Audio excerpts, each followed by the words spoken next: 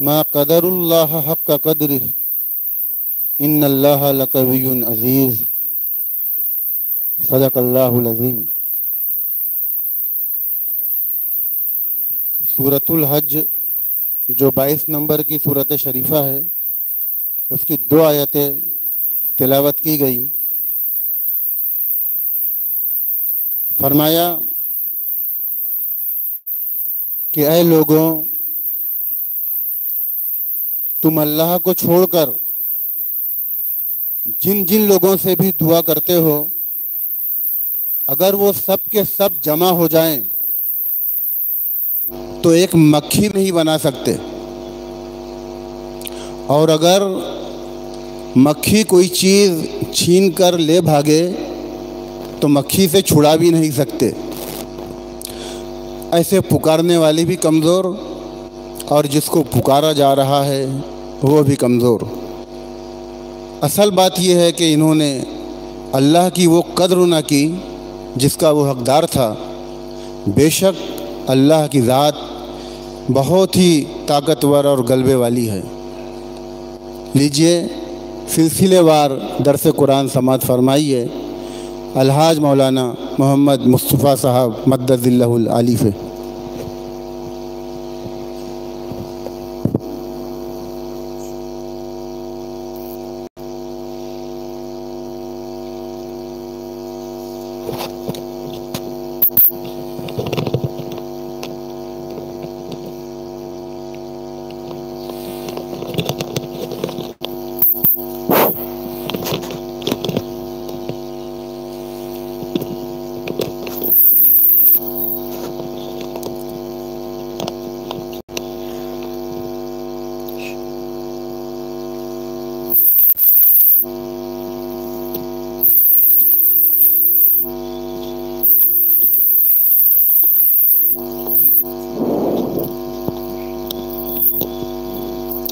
کے سامنے آ جاتا ہے نا۔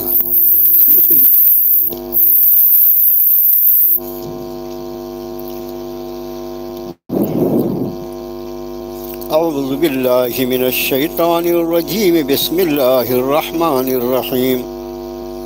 وَإِذْ قَالَ رَبُّكَ لِلْمَلَائِكَةِ إِنِّي جَاعِلٌ فِي الْأَرْضِ خَلِيفَةً قالوا أتجعل فيها من يفسد فيها ويسفك الدماء ونحن نسبح بحمدك ونقدس لك قال إني أعلم ما لا تعلمون وعلم آدم الأسماء كلها ثم عرضهم على الملائكة فقال أنبئوني بأسماء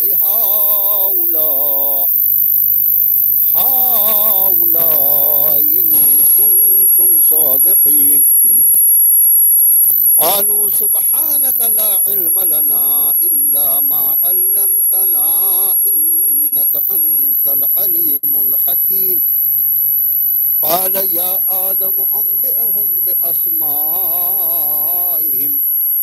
فلما أنبأهم بأسمائهم قال ألم أقل لكم إني أعلم غيب السماوات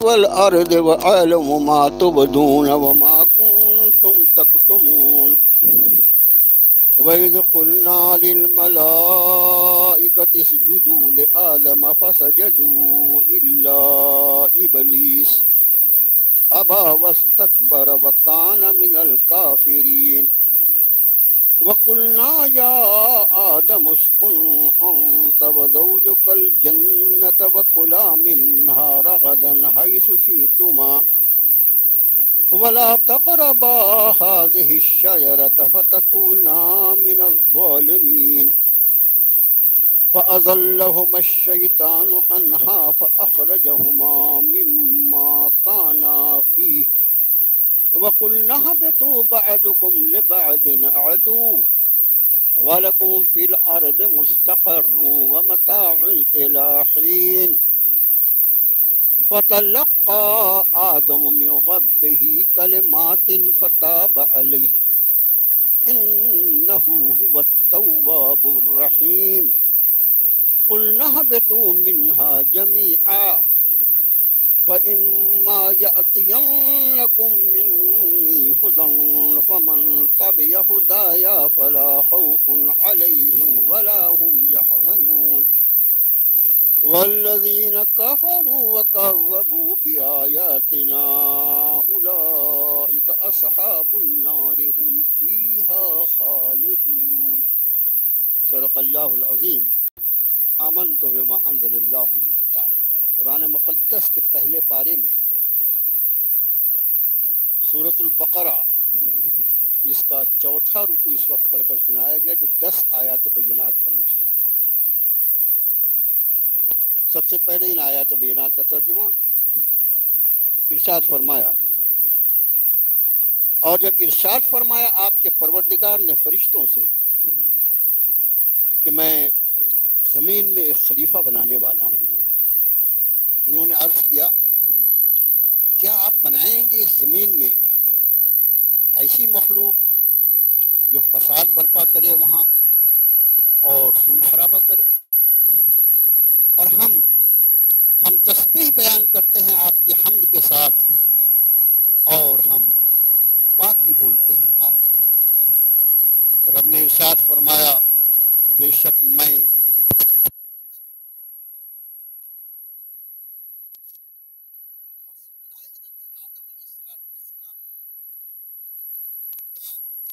چیزوں کے ماں ان کے خواص کے، پھر انہیں فرشتوں کے سامنے کیا اور فرمایا تم بتاؤ اس کے نام مجھے، ان کے نام مجھے اگر تم سچے ہو۔ فرشتوں نے عرض کیا پاک ہے آپ کی ذات، ہمیں کوئی علم نہیں سوائے اس کے جو آپ نے ہمیں سکھلایا ہے، بے شک آپ ہی علم والے حکمتوں والے ہیں۔ حضرت آدم علیہ السلام سے رب نے ارشاد فرمایا اے آدم تم انہیں ان چیزوں کے نام بتا دو۔ پھر جب حضرت آدم علیہ السلام نے ان کے نام بتائے تو رب نے ارشاد فرمایا فرشتوں سے کیا میں کہتا نہیں تھا تم سے کہ میں ہی جانتا ہوں غیب آسمان و زمین کا، اور میں جانتا ہوں جو کچھ تم ظاہر کرتے ہو اور جو کچھ تم چھپاتے ہو۔ اور ہم نے فرمایا فرشتوں سے کہ سجدہ کرو آدم کو، وہ سب کے سب سجدے میں گر گئے سوائے ابلیس کے۔ اس نے انکار کیا اور تکبر میں آ گیا، استکبار کیا اور ہو گیا کافروں میں سے۔ ہم نے کہا اے آدم رہو تم اور تمہاری بیوی جنت میں اور کھاؤ یہاں سے با فراغت جہاں سے تم دونوں کا جی چاہے، مگر اس درخت کے قریب نہ جانا ورنہ تم اپنا نقصان کرنے والوں میں ہو جاؤ گے۔ مگر شیطان نے اس باب میں انہیں دھوکہ دے دیا اور نکلوا کے چھوڑا ان دونوں کو اس جنت سے جہاں وہ دونوں تھے، اور ہم نے پھر کہا اتر جاؤ تم یہاں سے، بعض تمہارے بعض کے دشمن ہوں گے اور تم سب کے لیے زمین میں جائے قرار اور فائدہ ایک مدت تک۔ پھر سیکھ لیے حضرت آدم علیہ السلام نے اپنے رب سے کچھ کلمات، اور پھر اس نے متوجہ فرمائی ان پر، اور بے شک وہ وہی توبہ کا قبول فرمانے والا، رحم فرمانے والا ہے۔ ہم نے کہا اترو یہاں سے سب کے سب، اور جب بھی آئے تمہارے پاس میری جانب سے وہی ہدایت نامہ، پھر ایسے لوگوں پر نہیں کو خوف ہوگا اور نہیں کو اور رہے وہ لوگ جنہوں نے کفر کی روش اختیار کی اور ہماری آیتوں کو لایا، یہ آگ والے جہنم والے وہ ہمیشہ ہمیشہ رہے۔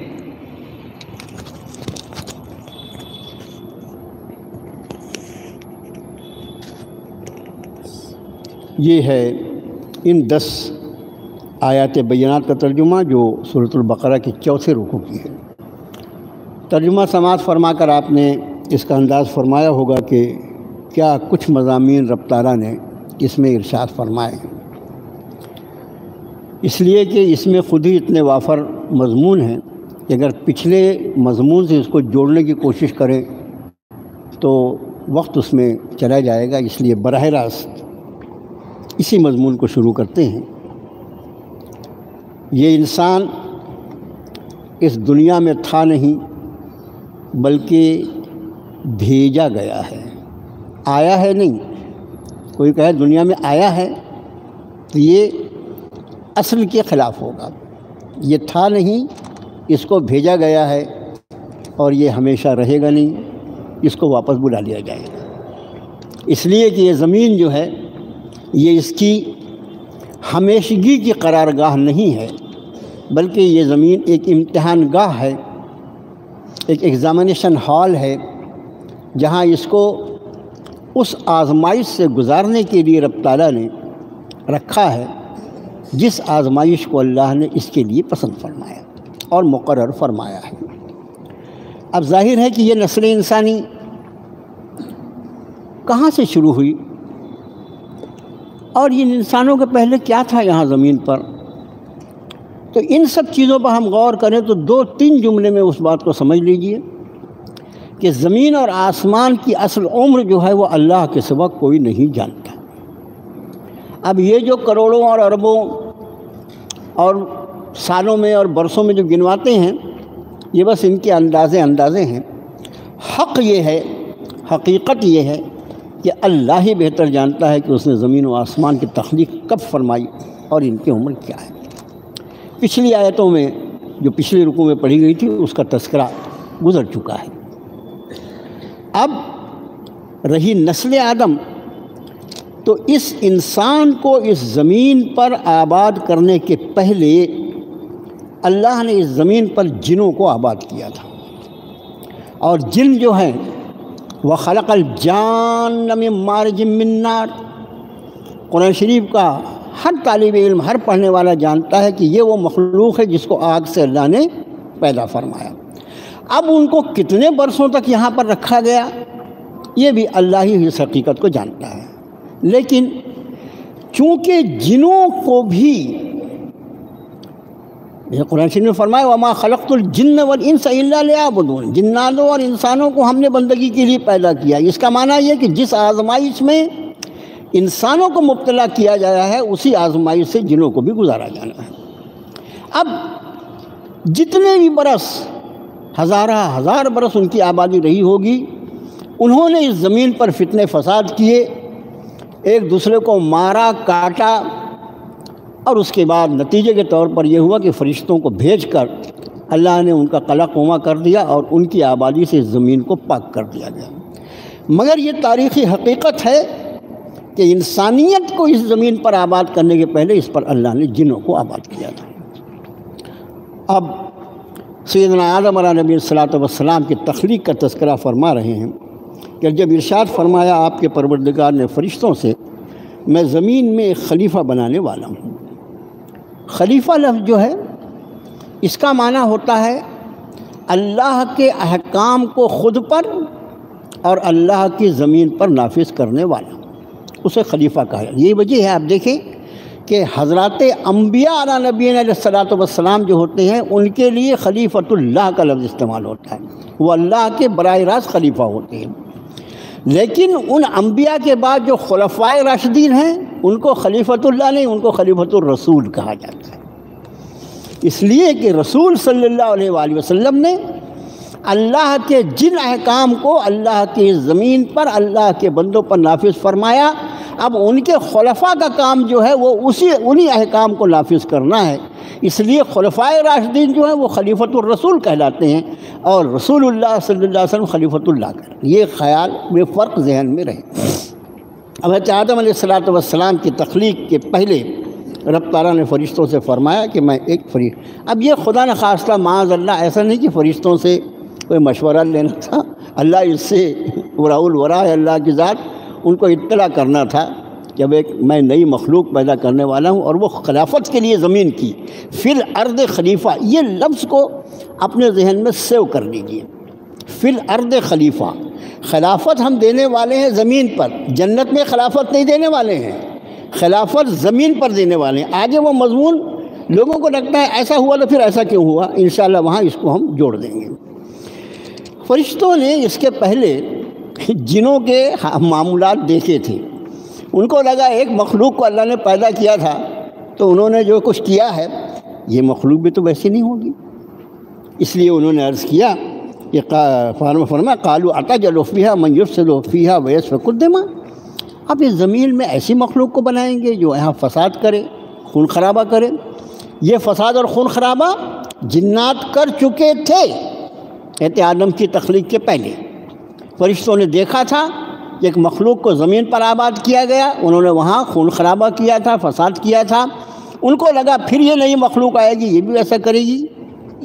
رب نے ارشاد، اور پھر فرشتوں نے کہا وَنَحْنُ نُسَبِّحُ بِحَمْدِكَ وَنُقَدِّسُ لَكَ، یہ فرشتوں کا اعتراض نہیں تھا بلکہ فرشتوں کا عرض حال تھا کہ پروردگارہ اس میں کیا حکمت ہے یہ تو ہم کو نہیں معلوم، آپ ہی جانیں اس کو، لیکن اس کے پہلے کی مخلوق کو ہم دیکھ چکے ہیں، یہ مخلوق بھی اگر ویسے ہوئی تو کیا ہوگا۔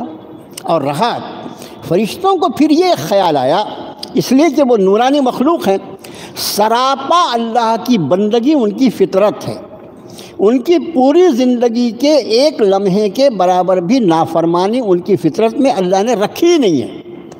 اس لیے انہیں یہ لگا کہ ہمیں اللہ نے جو حمد اور تسبیح اور جن عبادات کے لیے پیدا فرمایا ہے جس میں ہم لگے رہتے ہیں کہیں اس میں کوئی کمی تو نہیں آئی، اس لیے انہوں نے کہا وَنَحْنُ نُسَبِّحُ بِحَمْدِكَ وَنُقَدِّسُ لَكَ، ہم آپ کی تسبیح بیان کرتے ہیں آپ کی تقدیس کے ساتھ۔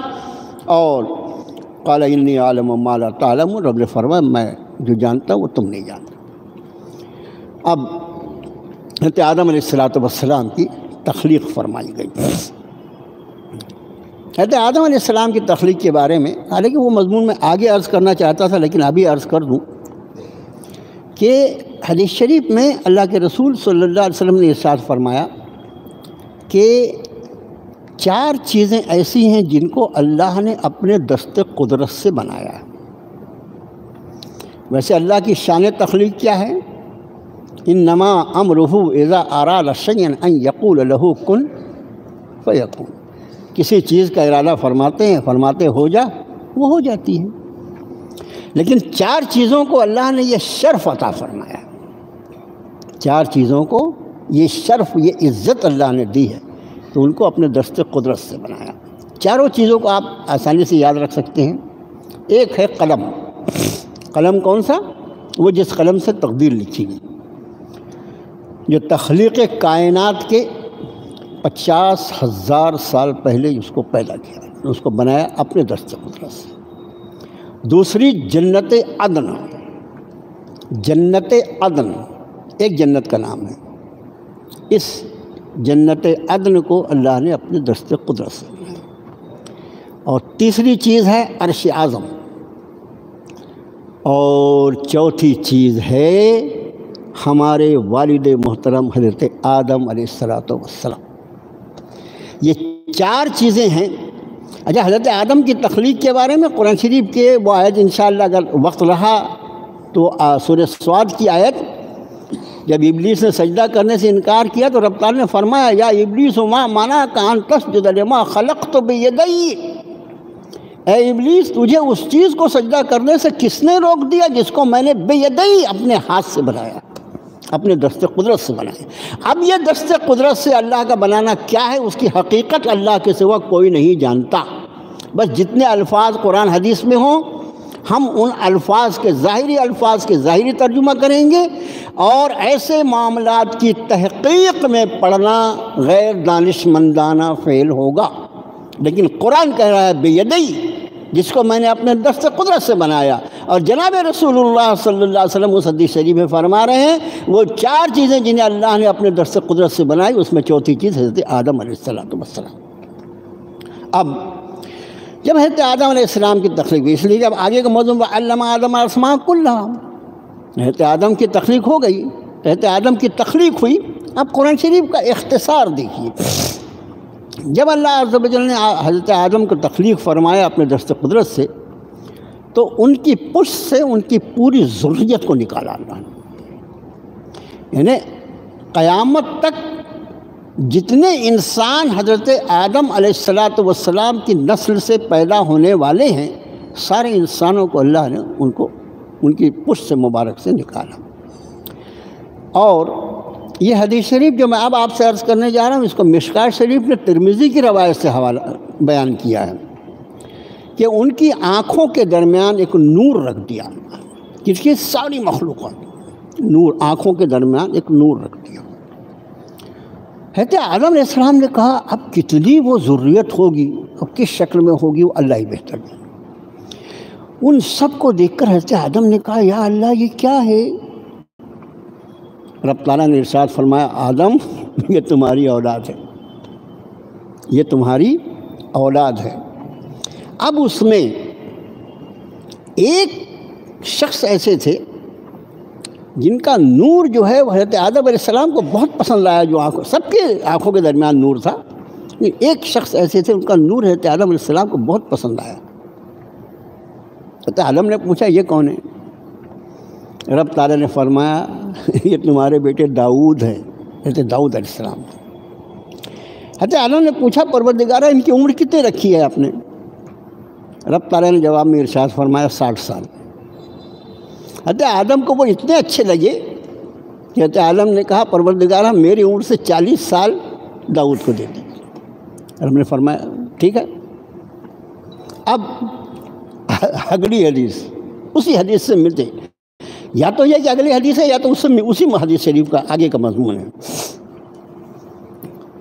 حضرت آدم علیہ السلام کی عمر مبارک جو اللہ نے طے فرمائی تھی اس میں 40 سال باقی تھے کہ ملک الموت تشریف لائے۔ السلام علیکم۔ انبیاء کے لیے یہ مخصوص معاملہ ہوتا ہے اللہ کا کہ انبیاء کی ارواح کو ان کے جسم مبارک سے قبض کرنے کے لیے ملک الموت کو اجازت لینی پڑتی ہے۔ اچھا ان کو معلوم ہے، اللہ خوب جانے اس بات کو کہ یہ ہمارے نبی ہیں، یہ ہمارے یہاں بھلا کیوں نہیں آنا چاہیں گے، اس لیے ان سے اجازت لی جاتی ہے۔ ہم سے اور آپ سے پوچھے والا ملک الموت، تو میں تو آپ کا نام بتا دوں اور آپ میرا نام بتا دیں، ایسے ہی ہوگا نا۔ تو حضرات انبیاء سے پوچھا جاتا ہے، ان کا مخصوص انبیاء کی الگ ہی اللہ نے ان کی شان اور عظمت رکھی ہے۔ اب 40 سال حضرت آدم علیہ السلام کو ان کی عمر معلوم تھی، اللہ نے بتا دیا تھا کہ ان کو اتنے سال رہنا ہے۔ ابھی 40 سال باقی تھے اور ملک الموت آ گئے۔ تو آدم علیہ السلام نے فرمایا کیوں ابھی کیسے آ گئے بھائی؟ ابھی 40 سال میرے عمر کے باقی ہیں نا۔ تو ملک الموت نے اللہ عز و جل نے پہلے ان کو بتا دیا تھا کہ آدم کیا کہنے والے، وہ عالم الغیب والشہادہ ہیں۔ انہوں نے کہا حضرت آدم اپنی عمر کے 40 سال حضرت داؤد کو دیے تھے نا آپ نے۔ حضرت آدم علیہ السلام کے ذہن سے وہ بات نکل گئی تھی۔ حدیث شریف کے الفاظ یہ ہیں کہ حضرت آدم بھول گئے تھے، انہوں نے انکار کیا میں نے کب دیا تھا 40، کیا کیسی بات 40 سال؟ تو حدیث شریف کے الفاظ ہیں وہ بھول گئے، انہوں نے انکار کیا۔ اور پھر اللہ کے رسول صلی اللہ علیہ وسلم فرماتے ہیں چونکہ آدم بھول گئے اس لیے ان کی ذریت، ان کی اولاد بھی بھول جاتی ہے۔ یعنی یہ نسیان، کچھ کر کے بھول جانا، لیکن بھول کو جب یاد آ جائے تو اس کو درست کر دینا۔ تو یہ نسیان جو ہے یہ فطرت انسانی میں رکھا گیا ہے، اس لیے شریعت مطہرہ نے بھول چوک کے احکام جو الگ الگ رکھے ہیں، آپ جانتے ہیں کہ اس میں کتنی سہولتیں ہیں۔ اب حضرت آدم علیہ السلام کی تخلیق فرمائی گئی، وَعَلَّمَ آدَمَ الْأَسْمَاءَ كُلَّهَا ثُمَّ عَرَضَهُ عَلَى الْمَلَائِكَةِ۔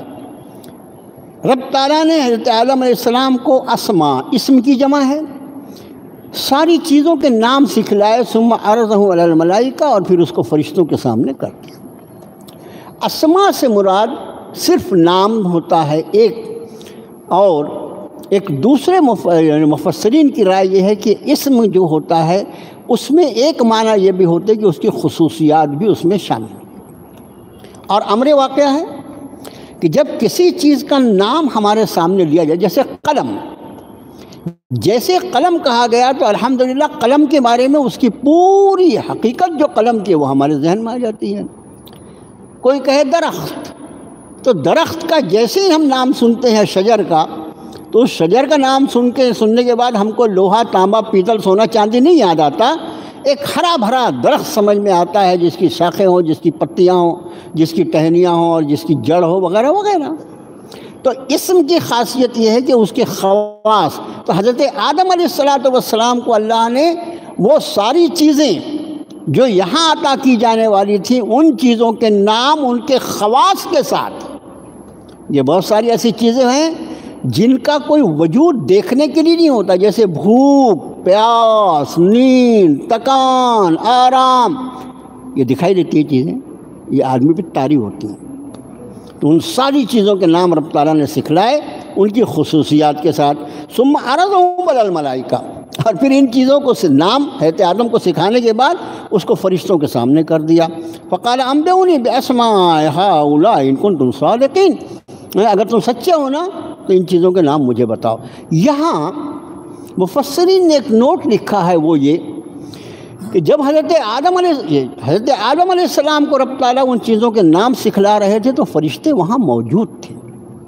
ایسا نہیں تھا معاذ اللہ کہ حضرت آدم کو پردے میں اوٹ میں کر کے وہ سکھایا۔ حضرت آدم کو جب نام سکھائے گئے تو فرشتے وہاں موجود تھے، لیکن حضرت آدم علیہ السلام کی فطرت جو اللہ نے بنائی تھی اس میں چیزوں کو سننا اور یاد رکھنا یہ آدم کی فطرت میں تھا، فرشتوں کی فطرت میں یہ چیز ہے ہی نہیں کہ وہ کوئی چیز سن کے اس کو یاد رکھیں۔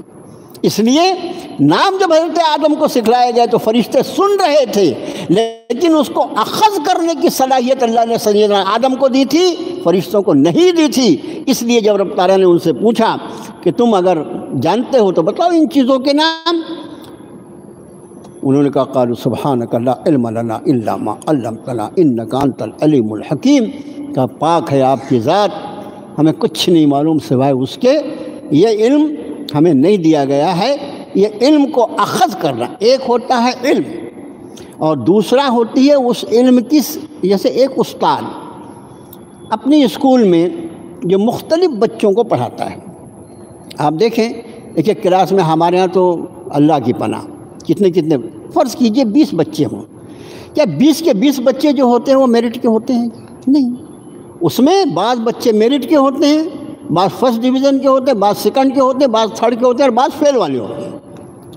حالانکہ استاد جس انداز میں بتاتا ہے وہ سب کے لیے عام ہوتا ہے، لیکن ان کے اخذ کرنے کی طاقت الگ الگ ہوتی ہے۔ اسی طرح یہ اخذ کرنے کی طاقت انسان میں اللہ نے رکھی ہے، فرشتے اس سے خالی رکھے، اس لیے انہوں نے اپنی معذوری ظاہر کر دی۔ وہ انسان کی طرح معذور مخلوق نہیں، ساری معذوری انسان کو ہی آتی ہے۔ فرشتوں نے عرض کر دیا پروردگارہ ہمیں کچھ نہیں معلوم سوائے اس کے جو آپ نے ہم کو سکھلایا ہے، انک انت العلیم الحکیم، علم اور حکمت تو آپ ہی کی صفات ہیں۔ حضرت نے فرمایا قال یا آدم انبئہم باسمائہم، فرمایا یا آدم انبئہم، یہ ہم جمع کا صیغہ ہے، بتاؤ انہیں۔ پہلی اوپر کی جو آیت تھی وہ فقال انبئونی، فرشتوں سے فرمایا تھا مجھے نام ان چیزوں کے بتاؤ، انبئونی نہیں یعنی مجھے ان چیزوں کے نام بتاؤ۔ فرشتوں نے معذرت ظاہر کی، فرشتوں نے یہ اعلان کر دیا ہمیں ان چیزوں کے نام نہیں معلوم۔ اب رب تعالیٰ حضرت آدم سے فرماتے ہیں یا آدم انبئہم باسمائہم، آدم انہیں بتاؤ ان چیزوں کے نام۔ کنہیں بتاؤ؟ یہ فرشتے جو ہیں نا، ان کے سامنے میں نے تم کو نام سکھلائے ہیں اور ان کو سمجھ میں نہیں آئے، یہ یاد نہیں رکھ سکے۔ آدم ان فرشتوں کو ان کے نام سے بتلاؤ۔ فلما انبأہم، پھر جب حضرت آدم نے ان کے سامنے نام بتائے، ان کو گنوائے، باسمائہم ان چیزوں کے نام، قال رب تعالیٰ نے فرمایا الم اقل لکم انی اعلم غیب السماوات، ہر چیز کے پیچھے کیا حکمت ہے وہ مجھے معلوم ہے۔ دیکھو اصل یہ ظاہر کرنا تھا کہ زمین میں خلافت کو جس کو دیا جانا ہے اس میں کچھ وہ صلاحیتیں چاہیے جو میں نے آدم میں پیدا کی ہیں، ان صلاحیتوں کو تم میں نے نہیں رکھی ہے۔ اور ان صلاحیتوں میں سب سے پہلے جو چیز رب تعالیٰ نے فرشتوں پر انسان کی فضیلت، کوئی حرج نہیں ہے کہنے میں، فرشتوں پر انسان کی فضیلت کو جس اللہ نے انسان کی صلاحیت کے ذریعے واضح فرمایا وہ ہے صلاحیت علم۔ اس سے آپ انداز فرمائیں کہ علم کی کتنی اہمیت ہے۔ اب دو نکات یہاں یاد رکھیں۔ حضرت آدم علیہ السلام کی تخلیق کے بعد سب سے پہلا کیا ہوا؟ گویا سب سے پہلے علم کے سیکھنے اور سکھانے کا واقعہ پیش آیا۔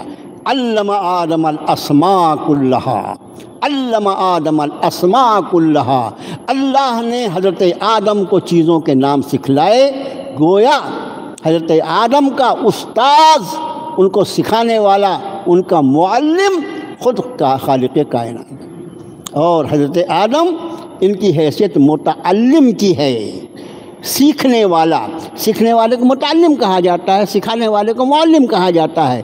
تو تخلیق آدم کے بعد جو سب سے پہلا واقعہ ظہور پذیر ہوا وہ یہ کہ رب کائنات معلم تھے اور حضرت آدم متعلم تھے، سیکھ رہے تھے، اور اس کے بعد جب ان کو نام سکھلا دیے گئے تو حضرت آدم علیہ نبی علیہ السلام کو اللہ نے معلم بنایا فرشتوں کا۔ فرشتے ان ناموں کو نہیں جانتے تھے، رب تعالیٰ نے حضرت آدم سے فرمایا تم ان کے نام ان کو سکھا دو، ان کے نام بتلا دو۔ حضرت آدم نے ان کے نام حضرات ملائکہ کو بتائے۔ سب سے پہلا واقعہ پیش آیا۔ ان کی حقیقت کیا ہے، اس کی عظمت کیا ہے، اور پھر اس امت مسلمہ کے علم کے معاملے میں حالت کیا ہے۔ علم کی بنیاد وہ علم ہے، یہ سمجھ لو، علم کی بنیاد ذات الہی ہے، ہر چیز کا علم۔ جیسے آپ سورہ اپنے آیت الکرسی میں پڑھتے ہیں نا، وَلَا يُحِيطُونَ بِعِلْمِهِ إِلَّا بِمَا شَاءَ، اللہ کے علم سے کسی چیز کا کوئی احاطہ نہیں کر سکتا الا بما شاء، سوائے اس کے جو وہ چاہے۔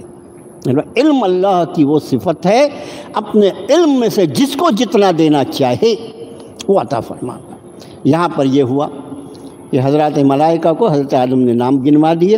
رب تعالیٰ نے فرمایا میں نے تم سے کہا تھا کہ تم وہ نہیں جو میں سارا غیب جانتا۔ اب اس کے بعد واقعہ ہوا وَإِذْ قُلْنَا لِلْمَلَائِكَةِ اسْجُدُوا لِآدَمَ فَسَجَدُوا إِلَّا إِبْلِيسَ أَبَىٰ وَاسْتَكْبَرَ وَكَانَ مِنَ الْكَافِرِينَ۔ ہم نے کہا فرشتوں آدم کو سجدہ کرو۔ یہ سجدہ کرنا جو تھا، اب اس پر 3 نکات یاد رکھیں۔ وہی لفظ کا ترجمہ جو ہوتا ہے، اور ہم نے کہا فرشتوں سے سجدہ کرو آدم کو، پھر انہوں نے سجدہ کیا سوائے ابلیس نے سجدہ نہیں کیا۔ 3 نکات حضرات مفسرین نے اس میں گنوائے، اور میں چاہوں گا کہ یہ بیچارے جن کو سجدہ جو ہے وہ صرف اللہ کے لیے، فقط اللہ کے لیے، اور اللہ کے سوا کسی اور کو سجدہ ہو ہی نہیں سکتا، لیکن امت مسلمہ کا ایک طبقہ ایسا ہے جس کو سجدہ غیر اللہ کا بڑا شوق ہے۔ اچھا، کوئی انسان جب آوارہ ہو جائے نا تو اس کی آوارہ گردی کا کیا علاج؟ 3 نکات جو ہیں اس سجدے کے، وہ اللہ کرے کہ اللہ مجھ کو یاد دلا لے، میں آپ سے عرض کروں اور آپ بھی اس کو یاد رکھیں۔ پہلا نقطہ یہ ہے کہ لفظ سجدہ جو ہے اس کا معنی ہوتا ہے کسی کے سامنے اپنے آپ کو ڈال دینا۔ سجدے میں کیا ہوتا ہے؟ آدمی اپنے آپ کو اللہ کی بارگاہ میں پوری طرح سمٹ کر دیتا ہے، اپنی ذات کو اللہ کی بارگاہ میں ڈال دیتا ہے۔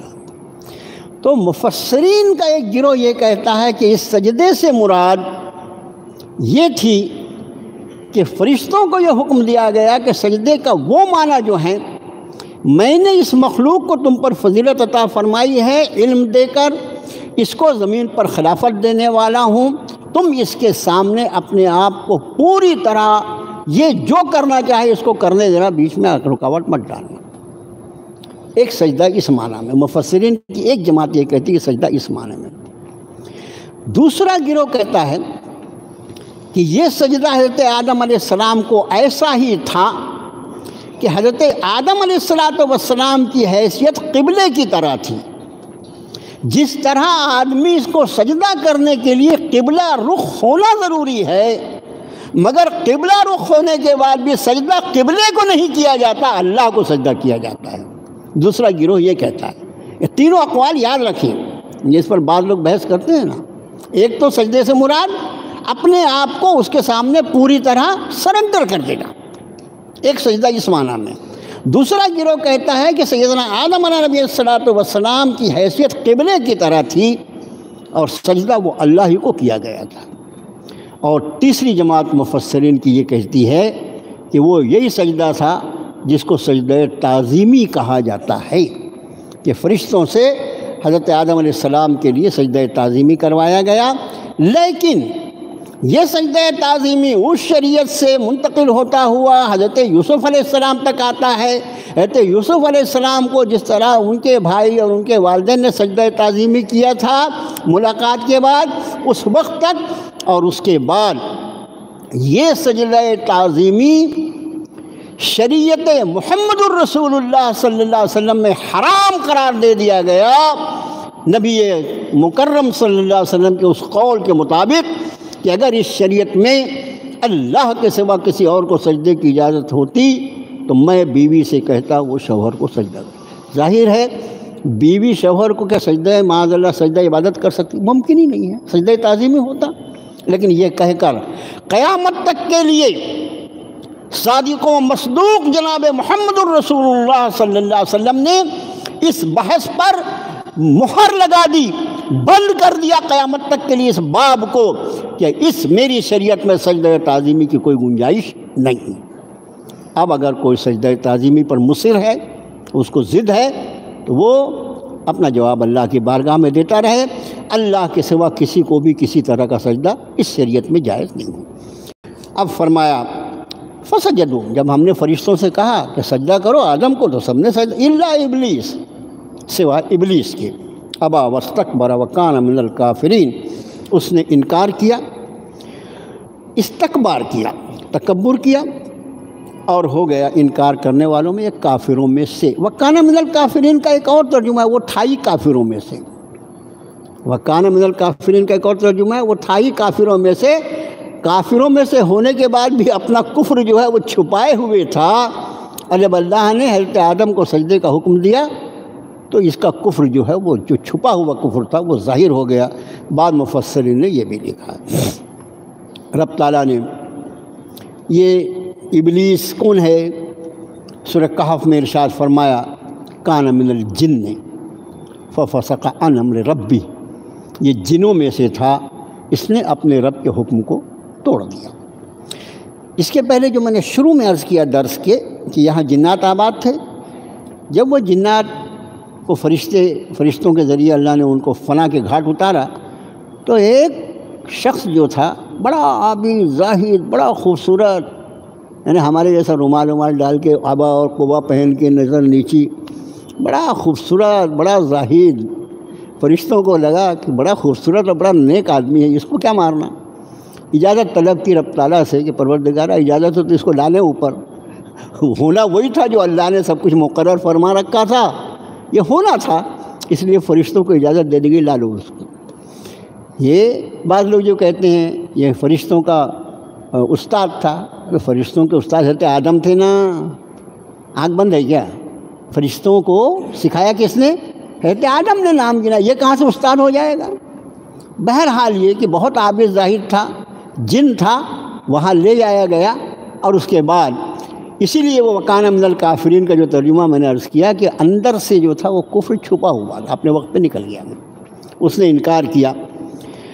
رب تعالیٰ کی شان کریمی ہے کہ جب اس نے سجدے سے انکار کیا تو رب نے پوچھا قال یا ابلیس ما منعک ان تسجد لما خلقت بیدی، اے ابلیس تجھے اس کو سجدہ کرنے سے کون سی چیز ماننے ہوگی جس کو میں نے اپنے دست قدرت سے بنایا؟ استکبرتا ام کنت من العالین، تکبر میں آ گیا، استکبار کر رہا ہے، بہت بڑی چیز بن گیا ہے تو۔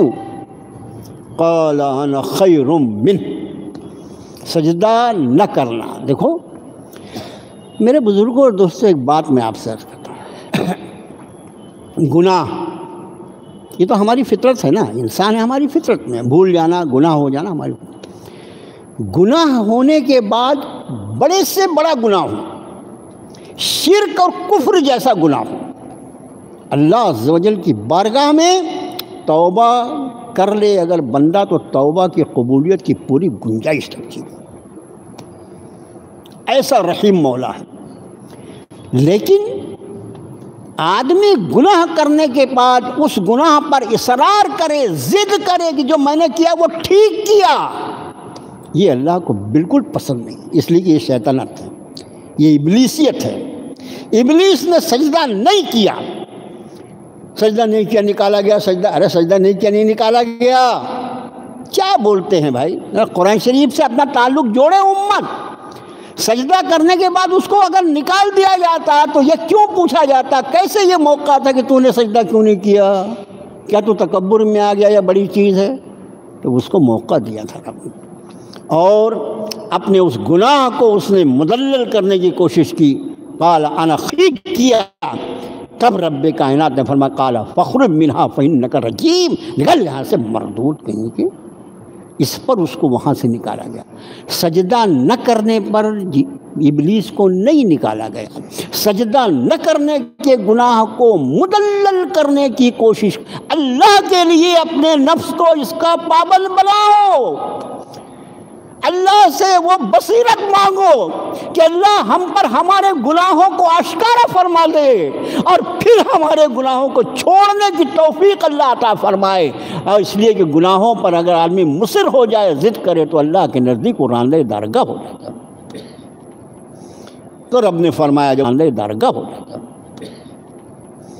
تو رب نے فرمایا جب اس نے اس پر ضد کیا اور مدلل کیا، اس کی دلیل دی، فرمایا قال فاخرج، ضد کیا اور مدلل کیا، اس کی دلیل دی، فرمایا قال فاخرج منها فانک رجیم وان علیک لعنتی الی یوم الدین، قیامت کے دن تک تجھ پر میری لعنت برستی رہی۔ اس لیے اس کو ملعون کہا جاتا ہے، ابلیس کو جو ملعون کہا جاتا ہے یہ آیت شریفہ ہے کہ تجھ پر الی یوم الدین، قیامت کے دن تک، انصاف کے دن تک تجھ پر میری لعنت برستی رہی۔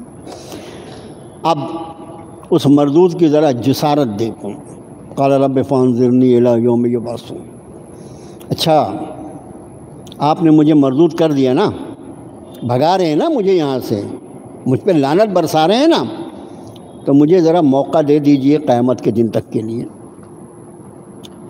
رب تعالیٰ نے اس کو موقع دے دیا، اجازت دے دی، الی یوم یبعثون، جب لوگ زندہ کیے جائیں گے، جا جب تک تجھے مہلت دے دی گئی۔ اب اس مردود کا جملہ دیکھو، قال فبعزتک لاغوینہم اجمعین، یہ ابلیس کہتا ہے قسم تیری عزت اور جلال کی، قال فبعزتک لاغوینہم اجمعین، تیری عزت کی قسم کھا کر کہتا ہوں میں ان سب کو اغوا کر لوں گا، ان سب کو بہکا ڈالوں گا، الا عبادک منہم المخلصین، ہاں مگر تیرے خالص بندے جو ہوں گے ان پر میرا زور نہیں چلے گا۔ کیا شیطان ابلیس لگا کے رکھے میرے بھائیوں۔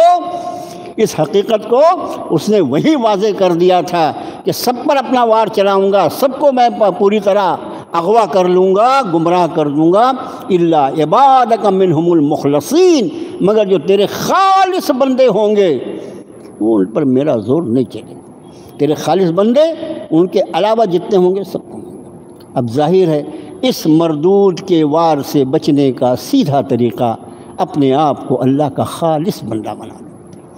یہ سب قرآن ہے، یہ سورہ صاد 23ویں پارے میں، سورہ صاد کا بالکل آخری حصہ جو اس وقت آپ کا خادم آپ کو پڑھ کے سنا رہا ہے۔ گویا خود ہمارے اس ازلی دشمن نے یہ اعلان کر دیا کہ وہ تو اپنی دشمنی کے وار کرتا ہی رہے گا، لیکن اللہ کے خالص بندے جو اخلاص کے ساتھ اللہ کی بندگی کرنے والے ہوں گے، اس کے وار کا ان پر کوئی اثر نہیں، اس کا اعلان ہے۔ یہ ہم امت مسلمہ کو کیوں سمجھ میں نہیں آتا؟ اور اس کے بعد پھر رب نے بھی فرمایا قال فالحق والحق اقول، فرمایا میں سچ کہتا ہوں اور میں تو ہمیشہ سچ ہی کہا کرتا ہوں، لَأَمْلَأَنَّ جَهَنَّمَ مِنْكَ وَمِمَّنْ تَبِعَكَ مِنْهُمْ أَجْمَعِينَ، تجھ سے اور جو تیری اتباع کر کے آئیں گے ان سے میں جہنم کو بھر کے رکھوں گا۔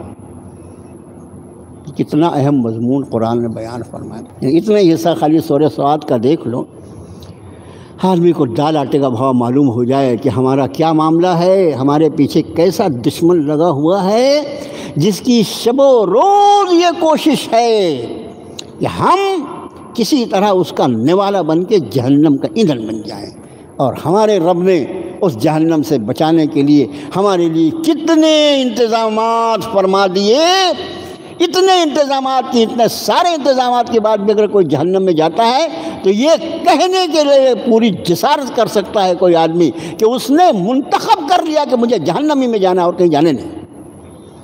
اب آگے کا مضمون، وَقُلْنَا يَا آدَمُ اسْكُنْ أَنْتَ وَزَوْجُكَ الْجَنَّةَ وَكُلَا مِنْهَا رَغَدًا حَيْثُ شِئْتُمَا وَلَا تَقْرَبَا هَٰذِهِ الشَّجَرَةَ فَتَكُونَا مِنَ الظَّالِمِينَ۔ ہم نے کہا آدم رہو تم اور تمہاری بیوی، اب رہو تم اور تمہاری بیوی کہاں سے آ گئی؟ اس کو قرآن شریف جو ہے وہ اختصار کے ساتھ مضامین کو بیان فرماتا ہے۔ حضرت آدم علیہ السلام کو اس واقعے کے بعد اللہ نے جنت میں سکونت عطا فرمائی، اور پھر اللہ بہتر جانے کتنے دنوں تک حضرت جنت میں اکیلے رہے حضرت آدم۔ حدیث شریف میں آتا ہے کہ تنہائی حضرت کو بہت بار گزر رہی تھی۔ عرض کیا پروردگارا اکیلا ہوں، عجیب لگتا ہے۔ رب تعالیٰ نے حضرت آدم علیہ السلام کی پسلی سے جنت میں ہی حضرت حوا کو پیدا کیا۔ حضرت آدم علیہ السلام کا یہ جو واقعہ پورا آیا، یہ بعض علماء یہ کہتے ہیں کہ جنت میں ہوا، لیکن زیادہ کثیر تعداد یہ ہے کہ وہ کہتی ہے جنت میں۔ لیکن سیدنا حضرت حوا کی پیدائش جو ہے یہ تو جنت میں طے ہے۔ اس کا معنی ہم یہ کہہ سکتے ہیں کہ اللہ عز و جل نے پیدائش کے اعتبار سے بھی عورت کو یہ شرف عطا فرمایا کہ وہ جنت میں پیدا کی گئی ہے۔ حضرت آدم علیہ السلام کو رب تعالیٰ نے اپنے دست قدرت سے بنایا، مٹی سے بنایا، اور حضرت حوا کو ان کی بائیں پسلی سے نکالا، اور اس کے بعد یہ فرمایا کہ رہو تم اور تمہاری بیوی جنت میں، وَكُلَا مِنْهَا رَغَدًا حَيْثُ شِئْتُمَا، جہاں سے جی چاہے جی بھر کے کھاؤ۔ یہاں پر تو کھانے کے پہلے سوچنا پڑتا ہے کیا ہوگا۔ جنت جو ہے ماشاءاللہ جنت ہے، وہ تو یہ اجازت دے دی گئی، وَلَا تَقْرَبَا هَٰذِهِ الشَّجَرَةَ، هَٰذِهِ الشَّجَرَةَ، اس درخت کے قریب نہیں جانا۔ اب یہ درخت کائے کا تھا، کیا ضرورت ہے آپ کو معلوم کرنے کی، یہاں پر کھانا بند کر دیں گے۔ اب اس میں ہمارے یہاں کیا ہے، میں آپ سے بہت ادب سے عرض کرتا ہوں کہ غیر ضروری چیزوں کے چکر میں مت پڑا کرو، جس چیز کی ضرورت نہیں۔ اللہ تعالیٰ پوچھیں گے قیامت میں، اگر اللہ تعالیٰ کو پوچھنا ہوتا تو یہاں درخت کا نام لے لیتے ہیں، فنا درخت۔ اب درخت کا نام نہیں لیا اللہ نے۔ اس میں ہمارے جب اللہ تعالیٰ نے 92 میں حج کا موقع عطا فرمایا تھا تو مولانا مکی صاحب الحمدللہ آج بھی وہ حیات ہیں، اور ان کا جملہ، وہ ہندوستان والے وہ بہت طنز کرتے ہیں اور صحیح کرتے ہیں، بولے وہ ہندوستان والوں کو معلوم کہاں سے معلوم ہوگا کہ وہ گیہوں، ارے گیہوں کا کہیں درخت ہوتا ہے یہ پودا ہوتا ہے، وہ گیہوں جو لوگ کہتے ہیں گیہوں کا درخت ہوتا ہے، گیہوں کا پودا ہوتا ہے۔ بہرحال قرآن شریف میں بھی اس کا نام نہیں اور احادیث مبارکہ میں بھی اس کا تذکرہ نہیں۔ کوئی ایک درخت تھا جس سے رب تعالیٰ نے منع فرمایا کہ وَلَا تَقْرَبَا هَٰذِهِ الشَّجَرَةَ، بس اس درخت کے قریب نہیں جانا، باقی پوری جنت تمہارے لیے مباح ہے، اس کے قریب نہ جانا۔ فَتَكُونَا مِنَ الظَّالِمِينَ، ورنہ اپنا نقصان کر جالو گے۔ فَأَضَلَّهُمَ الشَّيْطَانُ عَنْهَا، پھر اس باب میں، اس درخت کے باب میں شیطان نے ان کو لغزش دے دی۔ اب میرے بھائیو درس کا بالکل آخری وقت آ رہا ہے، ورنہ سورہ طٰہٰ کی آیتیں اس کے ساتھ اگر جوڑ دی جائیں، اس واقعے کو سورۃ الاعراف میں اور سورہ طٰہٰ میں بھی رب تعالیٰ نے بیان فرمایا، ان کے ساتھ ان آیتوں کو ملا کر دیکھا جائے تو الحمدللہ پورا واقعہ سمجھ میں آ جاتا ہے۔ شیطان نے یہ لغزش کیسے دی، اس کے لیے ایک لفظ یاد رکھو سورۃ طٰہٰ، وَقَاسَمَهُمَا، حضرت آدم کو لغزش کیسے ہوئی اس معاملے میں؟ وقاسمہما، ایک لفظ یہ اس لیے میں آپ کو بتا رہا ہوں کہ سیدنا آدم اللہ کے نبی ہیں، وہ پہلے انسان بھی ہیں اور پہلے نبی بھی ہیں۔ اللہ نے قرآن کہتا ہے کہ ان کے سامنے، ان دونوں کے سامنے، وقاسمہما، حضرت آدم اور حضرت حوا دونوں کے سامنے اس نے اللہ کی قسمیں کھائی تھیں۔ تو جس چیز سے حضرت آدم کو، میرے والد کو لغزش ہوئی، اللہ کے نام کی قسم حضور نے کھائی تھی، اللہ کی عظمت کی وجہ سے، اس کی قسم کھانے کی وجہ سے حضرت آدم کو لغزش ہو گئی۔ یہ نقطہ ہمیشہ یاد رکھو، نبی کی عصمت، نبی کی عزت، نبی کا مقام، کوئی کبیرہ صغیرہ کوئی گناہ ان سے نہیں ہو سکتا۔ اللہ کے نبی ہوتے ہیں، مخصوص انتظامات ہوتے ہیں۔ صرف سورہ طہ کا یہ لفظ وقاسمہما، وہ پوری آیت پڑھیں، وقت ہو جائے گا، وقت ختم ہی ہونے آ رہا ہے اب، کہ ان دونوں کے سامنے اس نے قسم کھائی تھی۔ اور جب کسی کے سامنے کوئی اللہ کی قسم، جھوٹی قسم بھی کھا لے، اور اس کے دل میں جتنی اللہ کی عظمت ہوگی، ہمارے بھی سامنے اگر کوئی کسی معاملے میں اللہ کی قسم کھا لے، ہم کیا کریں گے؟ چپ ہو جائیں گے، اللہ کی قسم اب کیا بولنا ہے؟ تو فَأَزَلَّهُمَا الشَّيْطَانُ، اس نے لغزش کیسے دی؟ اللہ کے نام کی قسم کھا کے دی۔ اللہ کا نام سن کر حضرت آدم علیہ السلام کو یہ لگا کہ یہ مردود اللہ کی جھوٹی قسم کیسے کھا سکتا ہے۔ فَأَخْرَجَهُمَا مِمَّا كَانَ فِيهِ، اور نکالوا دیا ان دونوں کو اس میں سے جس میں وہ تھے۔ وَقُلْنَا اهْبِطُوا بَعْضُكُمْ لِبَعْضٍ عَدُوٌّ، ہم نے کہا چلو سب کے سب یہاں سے نیچے اتر جاؤ، معاف کیجیے گا، وَقُلْنَا اهْبِطُوا، ہم نے کہا اتر جاؤ یہاں سے، بَعْضُكُمْ لِبَعْضٍ عَدُوٌّ، تمہارے بعض ایک دوسرے کے دشمن ہوں گے، وَلَكُمْ فِي الْأَرْضِ مُسْتَقَرٌّ وَمَتَاعٌ إِلَىٰ، تمہارے لیے زمین میں فائدہ اور جائے قرار ایک مدت کے لیے۔ اب اللہ کے نبی کو جب رب تعالیٰ نے اس درخت کے معاملے میں جب لغزش ہوئی تو حضرت آدم کو چین کیسے آ سکتا تھا؟ جو جتنا اللہ کا چاہنے والا، اللہ کو پہچاننے والا ہوتا ہے، اس کو اللہ کی ناراضگی کا اتنا ہی احساس ہوتا ہے۔ ہمارے دل تو پتھر کے ہو گئے، ہمارے دل پتھر کے ہو گئے، ہم کو اللہ کی رضا اور ناراضگی کا کبھی خیال بھی نہیں آتا۔ میرے اس عمل سے، میرے اس قول سے، میرے اس بولنے سے میرا رب راضی ہوگا یا ناراض ہوگا؟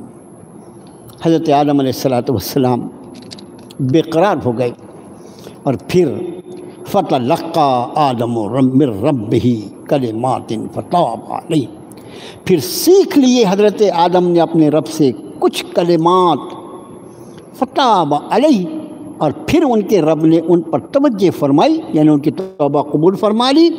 انہ هو التواب الرحیم، بے شک وہ وہی توبہ کا قبول کرنے والا، رحمت فرمانا۔ یہ کون سے الفاظ تھے؟ وہ جو سورۃ الاعراف میں رب تعالیٰ نے فرمایا قال ربنا ظلمنا انفسنا وان لم تغفر لنا وترحمنا لنکونن من الخاسرین، دونوں نے کہا پروردگارا ہم نے اپنا نقصان کر لیا، ربنا ظلمنا انفسنا، اے ہمارے رب ہم نے اپنے آپ پر زیادتی کر لی، اپنا خود کا نقصان کر لیا، وَإِن لَّمْ تَغْفِرْ لَنَا وَتَرْحَمْنَا، اگر آپ ہمیں معاف نہ فرمائے، اگر آپ ہماری مغفرت نہ فرمائے، اگر آپ ہم پر رحم نہ فرمائے تو ہم تو نقصان اٹھانے والوں میں ہو جائیں۔ یہ الفاظ تھے۔ اللہ کے رسول صلی اللہ علیہ وسلم نے فرمایا حضرت آدم کو رب تعالیٰ نے یہ الفاظ سکھلائے، اور پھر سکھلا کر وہی کریم آقا ہے، وہی رحیم مولا ہے، سارے راستے بھی وہی کھولتا ہے، اور ان راستوں پہ چلنے کے بعد اپنی رحمتوں کی بھرن بھی برساتا ہے۔ ایسا رحیم مولا ہے، اس نے حضرت آدم کو یہ الفاظ سکھلا دیے، انہی الفاظ سے حضرت آدم نے حضرت حوا نے توبہ پیش کی، اپنی توبہ، اور اللہ نے ان کو قبول فرما لیا۔ انہ هو التواب الرحیم، بے شک وہ وہی توبہ۔ اب سوال یہ ہے کہ توبہ تو قبول فرما لیا اللہ نے، جو شجر کے معاملے میں شیطان نے لغزش دیا تھا اس کو، توبہ کو تو اللہ نے اس کو قبول فرما لیا، پھر فرمایا قلنا اہبطوا منہا جمیعا، اچھا اب تم سب کے سب یہاں سے نیچے اترو، فإما یأتینکم منی ھدی فمن تبع ھدایا فلا خوف علیہم ولا ھم یحزنون۔ اب کیوں زمین پر اتارا جا رہا ہے؟ توبہ تو رب تعالیٰ نے قبول فرما لیا نا، اس لیے وَإِذْ قَالَ رَبُّكَ لِلْمَلَائِكَةِ إِنِّي جَاعِلٌ فِي الْأَرْضِ خلیفہ، رب نے پہلے یہ بات ارشاد فرمائی تھی کہ میں آدم کو پیدا ہی اس لیے کر رہا ہوں، اس کی تخلیق اس لیے فرما رہا ہوں کہ ان کو زمین پر خلافت دینا۔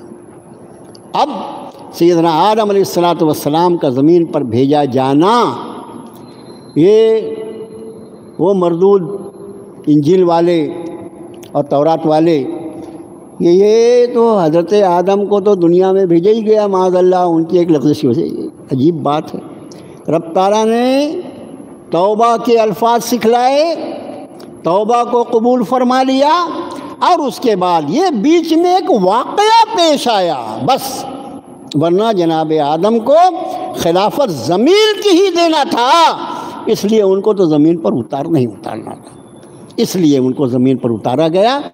اس لغزش سے اس زمین پر سیدنا آدم اور حضرت حوا کے آنے کا کوئی تعلق نہیں ہے۔ اب اس کے بعد اگر وہ بحث چھیڑ دے کہاں آئے تھے حضرت آدم، تو ابھی تو اتنے زور سے چلی رہی ہے 1.5 مہینے سے، کہاں چلے جانا اپن نے، جہاں بھی آئے ہوں گے آئے۔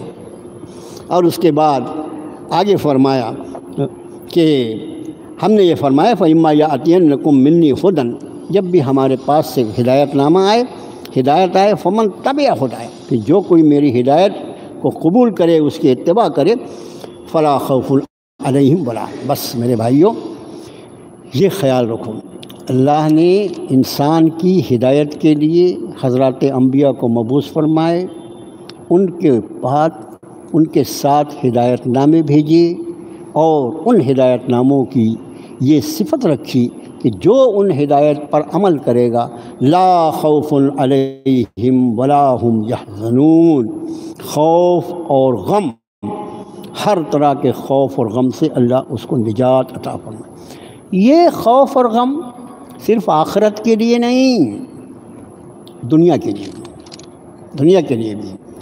خوف اور غم میں جو فرق اہل لغت نے کیا ہے، کسی ناپسندیدہ واقعہ کے پیش آنے کے پہلے جو دھڑکا لگا ہوتا ہے وہ خوف کہلاتا ہے، اور کسی ناپسندیدہ واقعے کے پیش آنے کے بعد جو کیفیت ہوتی ہے وہ غم کہلاتی ہے۔ نہ کوئی خوف اور نہ کوئی غم، ہر اس شخص کے لیے اللہ کی طرف سے یہ بشارت ہے جو اللہ کے بھیجے گئے ہدایت نامے کے مطابق اپنی زندگی گزارے گا، اور اس پر زندگی گزارنے کے لیے اپنی عقل اور اپنی سوچ نہیں، بلکہ جن پر اللہ نے اس ہدایت نامے کو نازل فرمایا ہے انہی کے طریقے پر وہ اس ہدایت نامے پر عمل کرے گا، تو اس کو اللہ تعالی ہر خوف اور غم سے نجات عطا فرمائے۔ اگلی آیت میں فرمایا والذین کفروا، وہ لوگ جنہوں نے انکار کیا، وکذبوا بآیاتنا، اور ہماری آیتوں کی تکذیب کی، اولئک اصحاب النار هم فیہا خالدون، یہ سارے کے سارے آگ والے ہوں گے اور وہ ہمیشہ ہمیشہ اس میں رہیں گے۔ اللہ ہماری حفاظت فرمائے، اللہ اپنی ہدایت کی روشنی میں ہمیں زندگی گزارنے کی توفیق عطا فرمائے۔ ایک دعائے مغفرت ہمارے بھائی نظام صاحب کوئلے والے، ان کی والدہ محترمہ کے لیے 2 ہفتے دعا کی گئی، لیکن قضاء و قدر کا فیصلہ اللہ کا ہوتا ہے۔ پچھلے جمعے وہ محترمہ اللہ نے اپنے بارگاہ میں ان کو طلب فرما لیا، ہمارے بھائی نظام کی والدہ صاحبہ کو۔ ہم محترمہ کے لیے دعا کرتے ہیں کہ اللہ تعالیٰ ان کی بال بال مغفرت فرمائے، ان کے سیئات کو اللہ حسنات سے مبدل فرما دے، اور ان کے لواحقین کو اللہ صبر جمیل عطا فرمائے۔ اللہ تعالیٰ ہمارے سارے مریضوں کو شفائے کاملہ عاجلہ مستقلہ عطا فرمائے۔ اللہ ہمارے سارے مریضوں کو شفائے کاملہ عاجلہ مستقلہ عطا فرما دے۔ اللہ ہر پریشان حال کی پریشانی کو دور فرما دے۔ اللہ ہر پریشان حال کی پریشانی کو دور فرما دے۔ اللہ امت مسلمہ پر رحم و کرم کی چادر ڈال دے۔ اللہ ان کی حفاظت کے فیصلے فرما۔ اللہ وہ ظالم اور جابر جو اہل ایمان کے پیچھے پڑے ہوئے ہیں، الہ العالمین اب اس دنیا سے اللہ اس صفحہ ہستی سے ان کو مٹانے کے فیصلے صادر فرما دے مولا۔ اے اللہ اہل ایمان کو پوری آزادی کے ساتھ تیرا نام لے کر اور تیری عبادت کے مواقع فراہم فرما دے۔ وصلی اللہ تعالیٰ علی خیر خلقہ محمد وآلہ وسلم۔